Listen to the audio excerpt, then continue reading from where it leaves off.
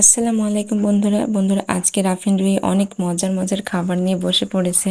তো দেখতেই পাচ্ছেন এখানে কিন্তু আসলে অনেক সুন্দর সুন্দর মজার খাবার আছে। তো চকলেট আছে এখানে একটু অন্য রকমের, এইগুলো আসলে চিপস আছে আসলে। আর এই যে এগুলো যে কি আমি বলতে পারবো না, খেতে অনেক মজাদার। আর এই যে এই চিপসগুলো দুই রকমের, তো দুইটাই খেতে অনেক মজার। সবচেয়ে মজা হচ্ছে এইগুলো খেতে, এগুলো অনেকটা নরম আর খেতে অনেকটাই মজা।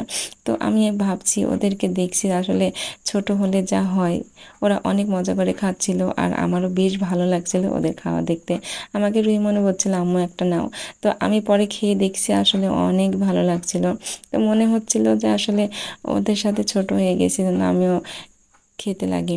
তো এই যে দেখতে পাচ্ছেন আমার মনে আমাকে বারবার বলছে খেতে।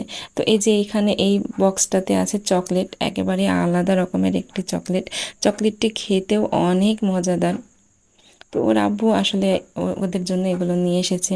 তো দেখতেও যেমন ভালো আর খেতেও অনেক টেস্টি।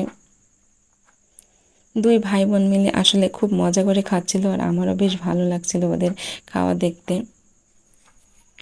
রাফিন রুহি তো একেবারেই খুব ঝগড়া করে, আবার সময় সময় একসাথে থাকে, তবে কেউ কাউকে কিন্তু মানে ঝগড়া করার পরে যে আবার আলাদা থাকবে তা নয়, আবার একসাথেই থাকে দুজনা।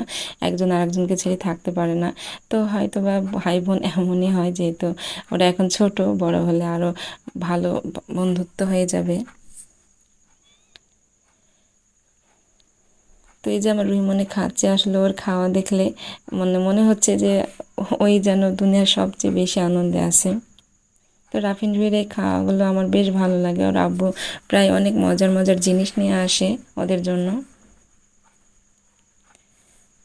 তো ছোট্ট একটি ভিডিও আমি ভাবলাম আপনাদের সাথে শেয়ার করি, যেহেতু ওরা অনেক মজা পায়।